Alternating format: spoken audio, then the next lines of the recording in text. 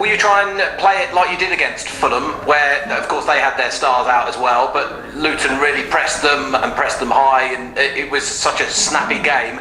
Is that going to be kind of what you're hoping for again this time round? Look, we're going to be us, and that's all we can do, you know, and things. We couldn't quite be us last week because the energy levels weren't there after coming back. Like I said, we had to shake the cobwebs off. We were better second half, having had 45 minutes under our belt, and we given, you know, people a bit more game time. A few people had game time on Tuesday as well, so we should be in a better position just to be us. So all I can say is we'll be us, and tactically, you know, we need to be good against Bournemouth. They've got players, good players in every area, a real strong squad, Premier League experience, Premier League quality.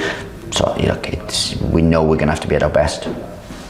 It's often fascinates me, Nathan, how when you come up against bigger sides, the players can lift themselves for the game psychologically, like we saw against Fulham, and then there are other times where they may be a bit down. And how can players switch between that? It's a funny one, isn't it? They're obviously probably to do with mentality and psyche.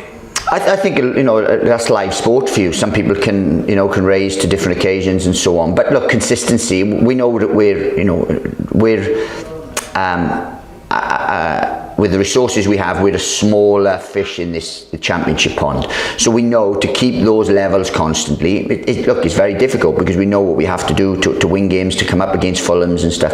You know, Fulham have got a budget that absolutely dwarfs us. So for us to compete with those over a season is very difficult. For us to compete with them on one-off is a little bit, you know, a little bit more realistic, and things, or over 2 or 3 games is more realistic. Now we come up against some big teams, big sides, big players. You know, their record signing is who knows how many millions. They bought Solanke for 25. Ours is probably just over £1 million. So look, there's the difference in terms of being consistent regularly, because you pay for that. But we're in a wonderful place in terms of competing at this level, in terms of really going after teams at this level, and that's all you can do. Now, yeah, in certain games people raise and raise the game, and the crowd get behind and stuff, but everything has to come right for us to compete on a regular basis with the Bournemouth and with the Fulham and stuff like that. So we're going to need the fans, we're going to need players, we need to be tactically switched on, we're going to need everyone behind us, and then something good can happen, because if we are to beat Bournemouth, then